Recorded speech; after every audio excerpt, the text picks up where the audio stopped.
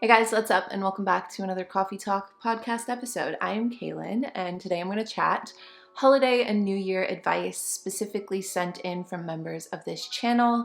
Now today I am drinking a peppermint mocha. Let me know what you're drinking, doing, or anything of the sort down below. Sometimes the holidays can be really fun.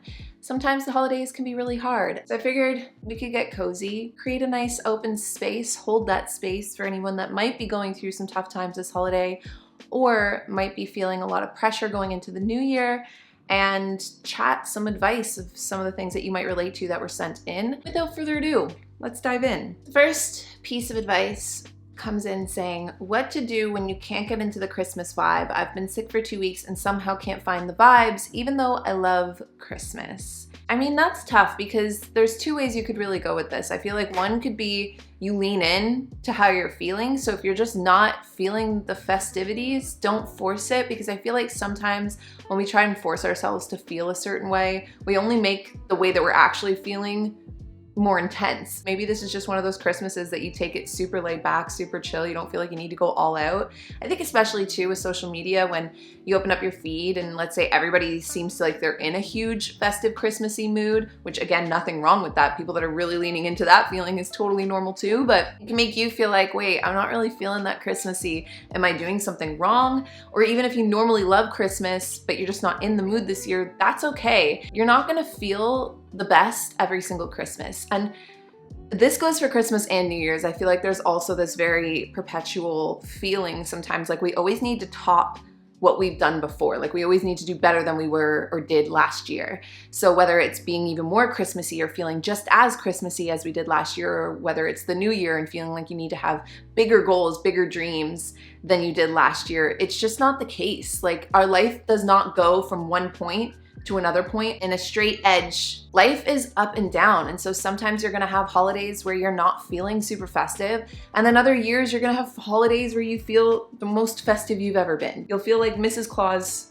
herself. Maybe a couple days before Christmas, you'll catch yourself wanting to get more into the mood. Maybe you won't. Maybe you just have a super chill Christmas and you don't really go all out and you just kind of embrace how you're feeling and focus a bit more on just, taking care of yourself or whatever it is that's making you feel this way. I know that you mentioned being sick, so definitely taking care of yourself, definitely getting some rest, cozying up and watching some Christmas movies. You don't need to decorate. You do not need to flip your entire house with all new decor every single time there's a new holiday. Again, I think social media, it's fun. It's a double-edged sword. It can be really inspirational, but can also create an internalized pressure that, oh my gosh, look at all this stuff everybody's doing for the holidays. Like I should be doing more. And you absolutely do not. Take should out of your vocabulary. Just do whatever feels right for you this year and lean into that feeling. Or like I said, there's another option here.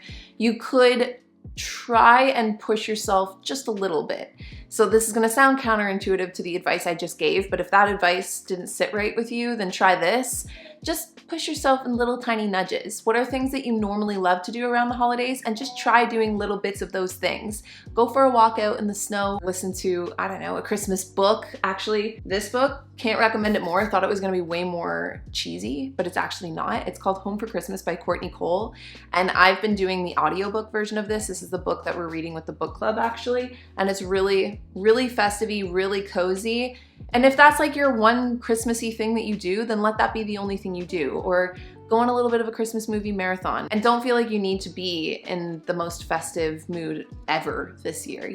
There's always next year. There's always other holidays, hopefully, knock on wood. But yeah, I just think forcing yourself is almost gonna create that resistance to be stronger. So just try and find one or two little festive things if you want to. Lean into those things or don't, and just allow yourself to feel however you're gonna feel. Next question is, how do you feel with the pressure of gift giving and spending lots of money with the current economic climate? I posted an Instagram story asking what everybody's getting their loved ones for Christmas, and I was really blown away by, I wanna say like 70% of the gift ideas were all made gifts. People were making things for their loved ones. And there's so many different things that you can do or different things you can make, So instead of getting somebody a gift, create an experience for them. Redeem this voucher for a sister day, or redeem this voucher to go to the movies and dinner on me, or book your friends or book your loved ones or book your mom or book someone in for a pedicure with you and let that be their gift. You could make a photo album. You could make even a digital video or a digital photo album for somebody would be really cool, especially if it's somebody that you live distance from. One of the things I'm doing is making batches of cookies for everybody. It's a small thing, but it's an easy thing. So with everybody's gift, they're getting a little box of cookies that I handmade. You could make candles for people. You could get stuff to learn how to crochet. You could make it a double whammy, learn a new hobby and make somebody something at the same time. You could even just write handwritten letters, which if you really think about this, put yourself in somebody's shoes. You get a gift and 10 years down the line, you're reminiscing on that gift. Are you going to remember more the handwritten letter somebody wrote you? Likely actually will probably read it again 10 years later, or will you remember some trending item that's popular right now, or like a pair of socks or whatever. And trust me, I love a good pair of socks. Actually, I asked for socks this year for Christmas. But when you think about the longevity of life and you think about the things that hold the most sentimental value, it tends to be things that people make. And I think that that's also just a really smart thing to do, as you mentioned, with the current economic state, because, people are struggling right now, that we're heading into a recession. If not, we're already in a recession. Even making, let's say it's your loved one, your boyfriend or your girlfriend or your significant other, you could make a scavenger hunt. You could, take them out for a hike and their favorite dinner. There are so many different ways that you can create a gifting experience without really needing to spend as much money, or make it more personalized. At least that's what I'm trying to do a bit more of this year. Even if I'm gifting something that I did buy, I'm still giving it with a box of cookies, because I feel like that is what puts the little oomph into gifting. So the next question says, how to stay positive and not stressed when you're struggling financially. I know this is a heavy question, though, to tell you the truth, this has been a tough year, and I want to have everyone in my family smiling this holiday, though I'm finding it hard to think of meaningful gifts, and I feel like I kind of just touched on that one too. I feel like that could have been grouped in with the last question, but how to stay positive and not be stressed when you're struggling financially. So this is tough, but I think the best way is to look at this as a challenge, or if you can, look at it as a game. I mean, finances, money, it's all energy, and it's all about incoming energy and outgoing energy. And there are ways that you can play around and learn about finances to make you feel like you are confident and equipped to play the game in a way that's going to benefit you. Start doing some research. Talk to an accountant, talk to somebody at your bank, get as much knowledge, get as much information as you can. It's not fun, but you can make it fun by sitting down and taking a really hard look at the things that you spend money on, i.e. outgoing money, and how much money you have coming in. And when you think about the new year, it could be a great opportunity to set a new goal, to play around with your finances. And I am specifically using the word play and game because I think that when we use those words, it creates more of a positive response in us that makes us feel like, oh, this is gonna be a fun challenge that I can look at. And I know that it's not fun. I know that it is really stressful, but this is the part that takes some of that stress away. And you don't have to figure it all out in one day. You can do it in 15-minute doses. If it gives you a lot of anxiety to sit down and focus on your finances, and you wanna make sure that, one, you are not releasing or giving out energy to wasteful places. So start playing around with the income that you do have and get creative with it so that you feel like you're better equipped going into the new year. So this is interesting because it's actually about a friend, but it's in the same subject. So let's go over this last little bit here. So it says, a close friend of mine is struggling financially this year and really enjoys Christmas by buying things for her loved ones to show gratitude. But I worry that she's putting herself in a bad place financially. How can I help encourage her to save her money for more responsible reasons and not put so much pressure on gift giving? And intuitively, the first thing that comes to me is perhaps it's not your responsibility to do this. And I only say that because, one, obviously I'm only reading text right now. I don't know how close you guys are. I don't know if you guys openly talk about your finances. Whether or not she's putting herself in a tough situation is sort of up to her to figure out and up to her to take responsibility for. And obviously you're coming from a place of love and caring, but I definitely think that finances are one of those things that unless somebody specifically comes to us for help, that we shouldn't overstep, and we shouldn't assume that we know what is better for other people when it comes to how they spend and use their money. If she wants to spend her money on Christmas gifts and that ends up kind of hurting her in the long haul, that's gotta be her lesson to learn. or maybe she actually has something figured out for herself. But I just think that sometimes it can be, one, really demeaning to go at somebody and assume that you know what's better for them with their finances. And also two, the best way that you probably could help is to lead by example. So instead of maybe telling her what she should do, just show her or hope that she'll take notice of the way that you move with your finances. You know, I'm actually gonna make some Christmas gifts. Do you wanna come over and make Christmas gifts for your loved ones too? Like, you can do little things like that, but make it more so about what you're already doing and a little less on giving unsolicited advice. That would be my advice in this situation. I've personally gone through some recent hormonal changes, which I've noticed have also caused a change in my hair, specifically my hair falling out. So I've added Nutrafol to my self-care routine.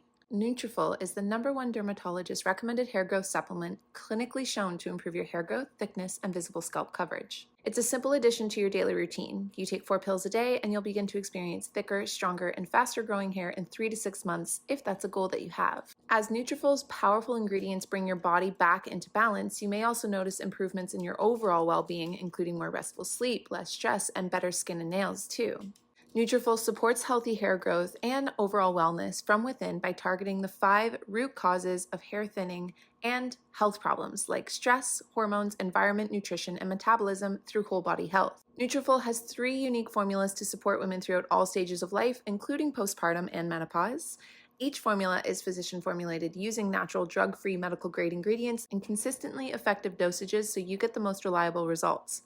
In a clinical study, 86% of women actually reported improved hair growth in just 6 months. Plus, more than 3,000 top doctors and stylists recommend Nutrafol as an effective and high-quality solution for healthier hair. So you can grow healthier and thicker hair and support the show by going to Nutrafol.com and entering the promo code KALYN to save $15 off your first month's subscription. This is their best offer anywhere, and it's only available to US customers for a limited time. Plus, you'll get free shipping on every order. So get $15 off and free shipping at Nutrafol.com, spelled Nutrafol.com, and use the promo code KALYN. If you're spending time with loved ones for the holidays, chances are you're going to hear a lot of stories. The ones that you love to hear, the ones that you've already heard, maybe too many times. But have you ever wanted to help your loved ones document those timeless stories? It can be challenging to write an entire book of life memories, but Storyworth makes it fun and easy, and this is how anyone can write the book of their life. So every week, Storyworth will email your loved one a single life-related question that you can pick from their collection. Some of these questions are like, what is the bravest thing you've ever done? Where's the furthest place you've ever traveled? And then your loved ones just reply with their story. After a year, Storyworth will compile your loved one's stories, memories, and even photos into an exquisite hardcover book, creating a valued keepsake. You can keep it on your coffee table to read during times where you miss that loved one. You can save it and show it to your kids or your grandkids in the future. Millions of stories have been told with Storyworth because they make the process so simple. You can get started with your loved one for the holidays, and before you know it, you'll both be cherishing those timeless stories for generations to come. So help your family share their story this holiday season with Storyworth. Go to storyworth.com/Kalyn today and you'll save $10 on your first purchase. That's STORYWORTH.com/KALYN and you'll save $10 on your first purchase. Storyworth.com/Kalyn. How to cope with feelings of loss from not having a safe relationship with family. This is tough. And again, this is a really short text that's coming in. So I don't know perhaps your situation with friends. I don't know perhaps your situation with loved ones, like if you're dating somebody, but I would say that family is a word that definitely can relate to your blood relatives, but I think that family can also relate to the people that you choose to be your family in life. It's definitely not easy to feel like you don't have a safe relationship with the people that you were born into the family of, but there is always option to choose different family, to create that sense of family with people in your life that you actively choose to share your time and your energy with. It can definitely be hard over the holidays as well. And in that case, I would say sit down and think about your situation openly and with full space to feel however you're gonna feel. This could take more than one session of just sitting down with this feeling, but sit down and think about your situation, think about your relationships in your life, family, and the people that you aren't necessarily related to, and think about what would be the best way for you to spend your holiday this year. What feels right? What would make you feel like you were content with your holiday season? Maybe that means that you actually put up a boundary and you don't see your blood family this year, but you spend some time with friends over the holidays, and you spend Christmas by yourself doing some self-care. You spend Christmas with one friend or with someone that you really love and enjoy, or with your pet, or doing something else. There's a lot of places that you can go and volunteer at over the holidays, including on Christmas Eve and Christmas Day. Life throws us curveballs for many reasons that we never really tend to understand until it's in hindsight. So going through what you're going through, sitting with where you're at, ask yourself how it would feel to, or what it would look like to spend your holiday in a way that makes you feel like you're making yourself feel safe and loved, and then go about moving through your holiday doing those things. Allow yourself as much space as you possibly need to process whatever it is that you're feeling or whatever it is that you're going through. If you feel sad and you want to cry on Christmas, let yourself feel sad and cry on Christmas. The best thing that you can do is just give yourself as much space to feel safe within your own presence. Even if that means you have a shitty holiday this year, it's not always going to be this way. Not every holiday is going to be shitty. We already talked about that earlier. You're going to have future holidays where it's going to be the best, where you're going to be in the presence of loving people again. And so move through this season of your life with as much space and giving yourself as much grace as you possibly can. And just know that you're not alone. There are a lot of people that are in similar circumstances. This next piece of advice says, life is going pretty poorly right now. How do you stay upbeat and mingle during the holidays when you're sad? I don't want to be a bitch. Well, you don't necessarily have to be a bitch, but I would say just do the best you can, especially if you feel like life isn't going your way right now. You're feeling really down and out. Hopefully you don't feel like you have to hide away how you're actually feeling or what you're actually going through. Allow yourself to hopefully feel like you have at least one or two people in your life over the holidays that you can be vulnerable enough around to say, like, things aren't really going my way right now. I don't really feel so great right now, and talk it out. And if you don't feel like you have that, then just, again, give yourself space and give yourself grace. You're doing the best you can. Just do the best you can. Give yourself time out. When you catch yourself feeling negative feelings and you feel like you might lash out or be negative, get up and leave the room. Go for a walk. Go do something else. Get away from everybody for a bit. Take some breaks. Take some breaths. Find a lifeline to hold on to through the holidays, which is another good piece of advice. I mean, as silly as this might sound, your lifeline might be a new TV show that you're just super into, a book that you're super into. It could be journaling, just a habit or a hobby that you can go back to, that you can anchor into when you feel like, like you need some time to just recalibrate or some time to yourself. Go off and do that thing. Go off on that walk. Go watch an episode of that show. Go read a chapter of that book. Go write to yourself. Whatever it is, go do that thing and then come back to the situation at hand. But I do really hope that you have some loved ones in your life that you're able to open up and talk to about what you're going through right now. I'm almost certain that the people that love you would feel honored to hold space for you and talk these things out with you. Since a new year means new change and growth, how do I know if I'm growing out of a relationship? Okay, I would say that the fact that you're asking already says something. Sorry. Also, you might hear little baby coos. My baby is sitting beside us here. I would ask you a few questions to elaborate on why you might feel like you're outgrowing this relationship. In what ways do you feel you're growing or you want to grow moving into a new year? And in what ways do you feel like your partner is growing? And be aware that they might not be growing in the way that you expect them to, but that doesn't mean that they aren't growing. So give them, again, I feel like I keep saying this today, but give them some grace and some space to be aware of other areas that they might be growing that you might not be taking notice of. Talk to your partner even and say, in what areas of life are we focused on in the new year? Or even in your relationship, in what ways are we going to focus on our relationship in the new year? And just be aware of their response and how their response sits with you. If you feel like you're pulling away, that's the feeling I get. Like you're pulling away from their answer. Like no matter what they say, there's no right thing for them to say because you kind of want them to give the wrong answer. That means to me, it sounds like you've already outgrown this relationship. And the only fair thing to do is to be honest with your partner. Now that doesn't mean that you and your partner necessarily have to break up. It just means that you need to be honest about where you're at and give your partner a chance to meet you where you're at, and use communication and open dialogue to be honest about where you're both standing. And hopefully it's just a season and you guys can make it through. But if you do feel like there is an openness to the way that they respond, then you might actually find that your partner is growing in other ways as well. And hopefully you guys can grow together. It doesn't mean that even if you're growing in separate ways that you're growing apart. You guys have to find ways to continue to get to know these new versions of yourself as you continue to grow through life. I don't know why, intuitively, I get the feeling like you're already leaning away. Like no matter what your partner would say to you if you asked what ways they feel they're growing, like you would find a way to find fault in their answer. I don't know if that's true. I don't know. I get the sense like you're leaning away already and you already feel like you want to grow in a different direction. I wouldn't say just break it off, because I think that to be fair to your partner, you should tell your partner that and see how they respond to it and just be honest and open, but also honor your feelings. And if you still feel like it's just not working for you anymore, then you need to make the adult decision and the mature decision to own that feeling and be fair to your partner and let them know. And that also depends, like how long have you guys been together? How serious is this relationship, you know? Like things I would ask you over a cup of coffee if you really were sitting across from me right now. So I'm gonna make a part 2 to this because I feel like I've already been talking for a long time and I didn't even get into the holiday advice, but I'm gonna make part 2 for members. So if you would like to, feel free to become a member if you want to continue this chat into more advice.